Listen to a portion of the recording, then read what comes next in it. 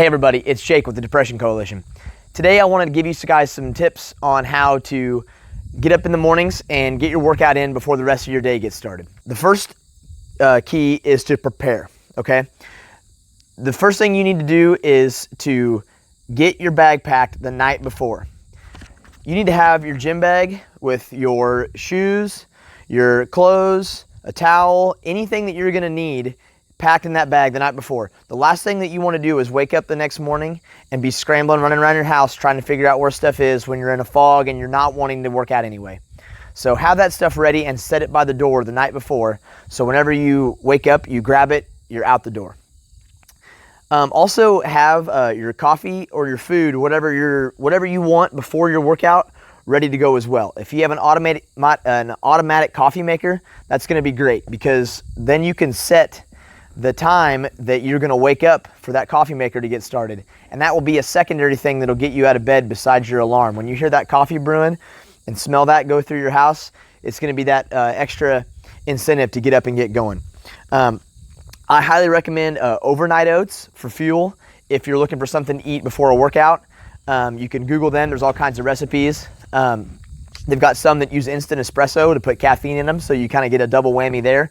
If you're looking for something quick and easy, I like a handful of raisins just for some quick sugars and carbs to get me going.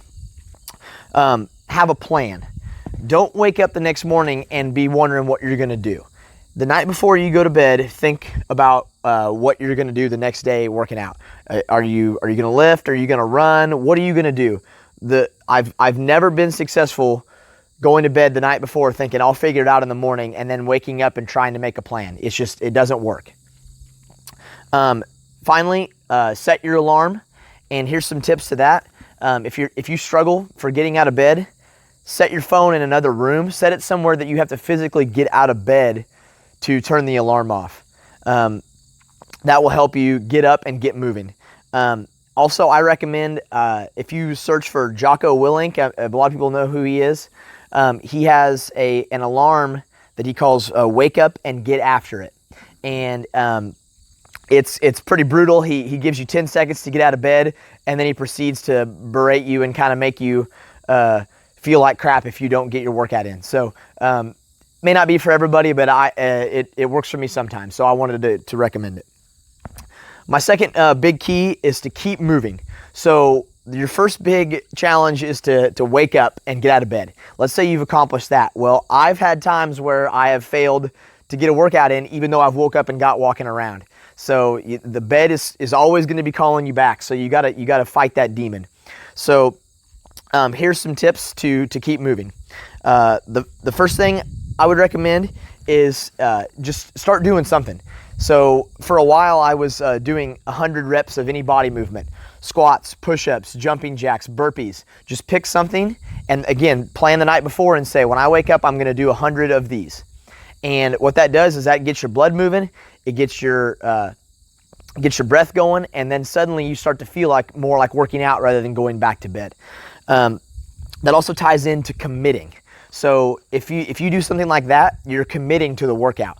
Another thing that you can do is to grab your coffee and just drink that coffee. I mean, obviously don't drink it scalding hot, but just do something, or like if you like pre-workouts. I'm not a huge fan of pre-workouts, but sometimes if you take that pre-workout or drink that coffee, suddenly you're like, whoa, I've committed now. I ain't going back to bed now because I've put this thing has been set in motion and I'm ready to go now. And a cold shower is another thing that I kind of like to do. Another couple tips to help you keep moving is to avoid social media. I don't know how many times I've pulled up my phone and just inherently went to Facebook or something. The next thing you know, you've scrolled through that for way too long, and that's cutting in time that you could be working out. The other thing would be YouTube. So I like to do Yoga with Adriene on YouTube, but the problem is when you pull up that YouTube app, these social media apps are geared to make you spend time on them. So when you pull up YouTube, it's got recommendations for you that you're gonna want to scroll through and look at. So have that YouTube link either written down or copied somewhere that whenever you can, like in a notepad app on your phone or something, or saved on your desktop somehow to where you don't have to pull up the app to access it, because I don't know how many times I've been sucked in. So that's another thing, a pitfall that I fell into. So my third key is to get some sleep the night before. This is very key. If you wake up feeling really doggy, it's going to be that much harder to get out. If you wake up feeling somewhat refreshed, then you can get moving a lot easier. Avoid alcohol the nights before that you have to go to work out the next day. Even if it's just 1 or 2 beers that you're having, I can't tell you how much more sluggish and slower I feel, even if I just have 1 or 2 beers. It's just kind of a detriment. So if you're really having trouble getting out the door in the mornings, I would suggest to avoid alcohol. And again, avoid social media when you're laying in bed. You just don't want to get in that trap where you go to say you're going to go to bed at 9, and then you lay down and you scroll through Facebook for an hour and a half, and now it's 10:30. That's cutting into time you could have been sleeping. My final key is to get a friend or someone to hold you accountable. This may not work for everybody, but I know it works for some people. Currently, I'm kind of doing a lot of my own stuff. I have training partners that I rely on for jiu-jitsu, but as far as the workout stuff, I do a lot of that on my own. But I think I would be more accountable if I had someone to do them with. I actually have a friend right now that's in Germany, and we've been texting back and forth about stuff we're working out on, ways we're working out. So he's helping me keep accountable, even though we're doing different things and we're in totally different time zones.